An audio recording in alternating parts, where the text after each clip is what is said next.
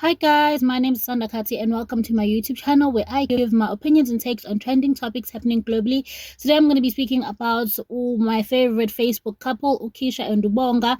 And I really did not think I'd be speaking about them. Actually, to be quite honest, when this started trending, ngibonile ukuthi bayatrenda, but bengithi there's going to be a plausible explanation ngemuva kwalento abatrendela yona.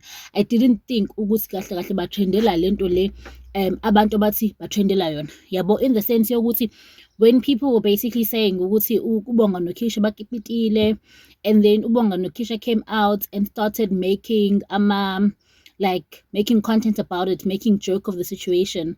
I thought ukuthi they're making a joke of the situation because iqiniso ukuthi uBonga uselobolile, so bahleli ngokomthetho. I did not think ukuthi kanti ngempela bakipita ngempela. Like I went to go watch their video because I thought ukuthi kahle kahle isona siphetho leso vele sebelobolena badlala ngathi nje about just for content creation sake. Bengithi ngiyayibuka ivideo kanti kahle kahle bahleli phansi bayavumelana ukuthi kahle kahle bakipitile, uBonga akalobolile. They dated for 4 years. Uthi uBonga yena, he can take care of Ukisha, he can take care of their kid. Ukisha uphila kahle, usekethi wakhathela ukudla kwasema-restaurant, and nje he takes good care of her. And uvele unama-plans ukuthi alobole, and Ukisha naye uhleli uyamvumela. She's like, yes, abantu bathi mina ngiyislima, abantu bathi njani njani. Uyabona nje ukuthi it's giving delusion. Uyavumelana nje noBonga ukuthi yes, uzolobola one day. Even though she's not sure of the future, yena nje uDilulu in love allegedly. Uyambona ukuthi ukhulumiswa uthando, akakhulumiswa ilogic. And as us thina sabantu besifazane njengoba si emotional, men reason with logic. Men know exactly what they're doing, but with us women, our frontal cortex, ukucabanga kwethu, ilogic, reasoning capacity yethu, our frontal lobe, sorry, is it cortex or lobe? Frontal lobe, I'm not sure, please do the research. But kahle kahle our reasoning capacity, like ukucabanga like logically, ufika kahle kuthina once we reach the age of 27. From the age 27 to 29 as a woman, your frontal lobe develop, and then you start looking at things objectively, and you stop looking at things emotionally. So Kisha being 23, just 23 years, yonke into lento ayishoyo, yes, she can say all of these things, but akakaliboni iqiniso akaliboni ngendlela eliyilona. Kuyena, it's just people hating on her, people that are jealous of her and her relationship with uBonga, people that don't understand, that don't understand ukuthi her man has a plan. People about it's still very much delusional, allegedly. And that's where I come in. I feel like as older women, we have responsibility to call her out, even if let's say uBonga ugcine lobolile, omunye girl obukayo ohlele ekhaya okipitile naye, just through ama-advices akwi-comment section from older women, uzokwazi ukuthatha ikhwama ahambe engadlali umfana. Uyabo? So it's not really about Ukisha and uBonga, it's about the other women, because they have millions of views, like hundreds of millions of views, and they have like close to 1 million followers. So that means there are a lot of young women looking up to them as example. And if it's very irresponsible, I feel, of them, but it's okay, you know. But it's imperative for us women that know the truth, who've been through who've been through life, who know how men work, who our frontal lobe has developed, to call this out. Yabo. And ngiyazi ukuthi you guys are gonna grill me in the comment section with my explanation, my frontal lobes and all of those things. I'm not a scientist, but kahle kahle lento engizama ukuchaza ukuthi our reasoning capacity isifike la esesi-matured khona ngokomqondo, where we see into yangempela nento eyi-fake when it comes to men. Because manje we are not looking at things from an emotional standpoint, but a logical standpoint, from objectivity, not our feelings. And bona, they don't understand ngoba basebancane. They want to believe in the dream. Yabo, they want, you know what I'm saying? And it's our responsibility to be like, girl, ungadlali umfana. We've been through this. We know this. We've seen this. And I'm not saying ukuthi uBonga doesn't love Kisha. I am just saying ukuthi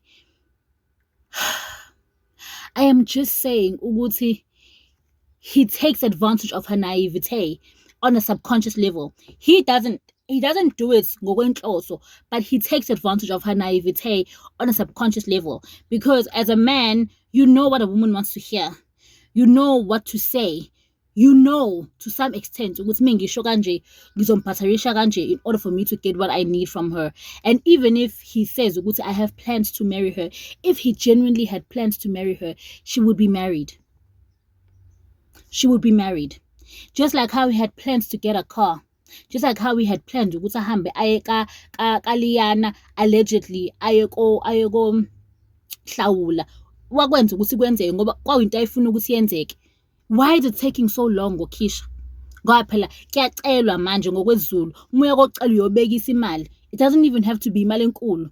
Lo mali lo nayo just ukusho ukuthi ngiserious ngengane yenu. Thathani lokho kwamanje ngiyabuya ngoba vele lobola liqedwe. He has to start somewhere. Akwazi ukuthi ungahlala nengane yomuntu, uhlale nengane yenye indoda, ungakhiphanga ngisho inkukhu for leyo ngane, and ubusuchoma ngokuthi uyayondla leyo ngane. Into engenziwa kwayena uKhisha ngakwazi ukuzondla ngoba useyayisebenza manje, she has the means ukuthi azondle allegedly. So akwazi ukuthi ungachoma ukuthi uyakwazi ukondla uKhisha ngoba noKhisha uyakwazi ukuzondla. And nakubo kaKhisha uzama ukuthini? Ngitshela ukuthi kaKhisha bakwazi ukumondla bona.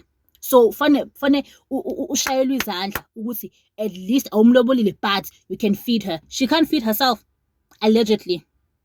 But angikho lapha, ngifuna ukugxila lapho. Into engifuna ukugxila kuyona yile nto le. Young woman, you have value. You have a lot of value. You are worthy of those cows. You are worthy of a man coming to your home and introducing his family to you, introducing and doing right by you. You are worthy of that. You are worthy. You are worthy of those 11 cows or those 10 cows or 9 cows. You are worthy. So if uhleli nendoda ucabanga ukuthi no usabeka imali akanayo leyo mali, and how do I expect him ukuthi ahambe aye ekhaya ngingamenzelanga lutho? At least in the meantime, let me go and live with him, let me do this for him, let me cater to him, let me do this for him. Yabo, to make it easy. You don't have to butter up a man to love you. Indoda is either yakuthanda noma ayikuthandi. Because indoda ithanda wena. Indoda engqondweni yayo, he already knows what he wants in a woman.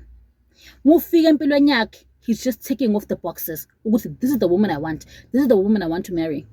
When a man meets his dream girl, engamshada in 3 months, wena wa 4 years akushiye kanjalo, kulaxaze kanjalo. Esekhulume konke wakuqeda.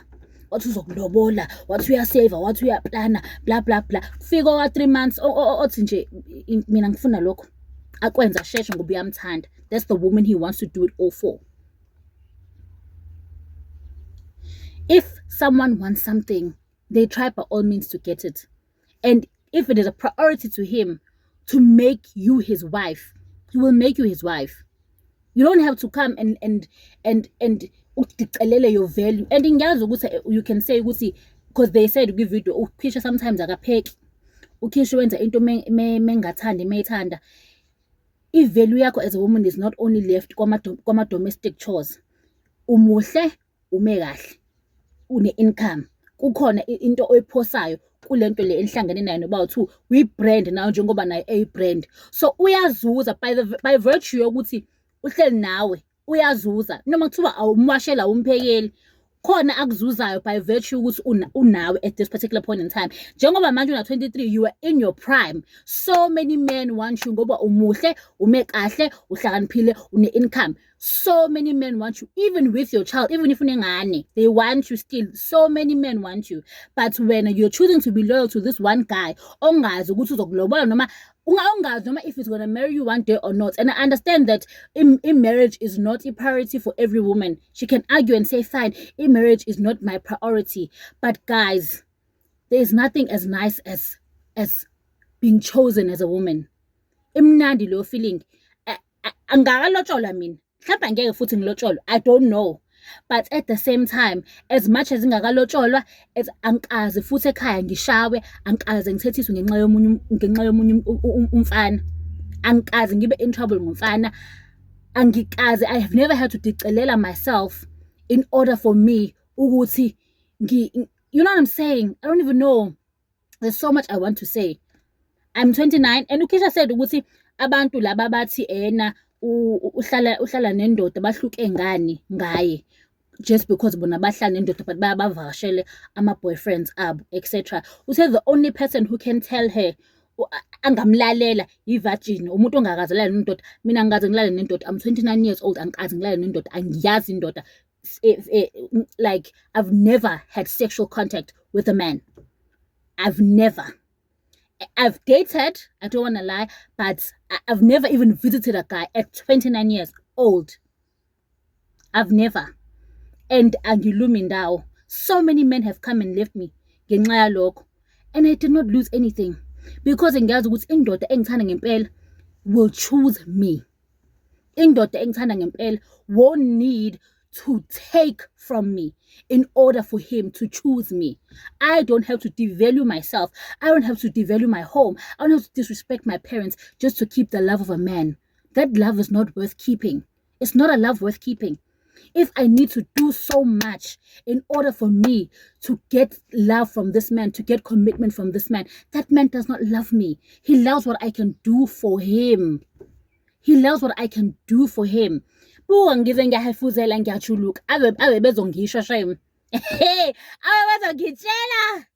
Ngize ngiyahefuzela ngiyajuluka because I feel passionately about this. You have value as a woman, even if, let's say, I've never been married, I've never been celwad, even if I don't ever get, but at the same time, I've never been devalued, I've never been used. No man has come in me and share with the tummy full of crime. Ayoshata nomunye umuntu. No man has ever done that. And no man will ever do that to me. And even if some men do that to me, it doesn't defeat the purpose of this message. Even if he had to do that to me, doesn't mean Uguti it makes it right. It still makes it wrong. All of these women, they are bitter, but some of them are, granted, they are bitter, but they are bitter because now they've once been like you. They've once been in love. They've once been naive. They've once listened to a man and not looked at his actions. And they're looking at you and they're trying to shame you and they want you to hurt enough to demand for this man to prove them wrong. They want you to put your foot down and say, as in, they are wrong when you're right. They want you to basically get what you deserve. Indoda ayihlali umuntu wesifazane endlini ithole all of ama-benefits abantu abashadile bengashadile. Ayenziwa leyo nto. The fact ukuthi you guys sleep together, even if andlali in the same room, the very fact ukuthi he can wake up in the morning and penetrate you, and the fact that you are, you know what I'm saying, to some degree you are losing your value. To some degree, you are losing yourself in this man because he's taking your energy. Sex is energy. Sex is energy. And the more you guys nihlangana, the more energy yenu iyaphuma and it's merging.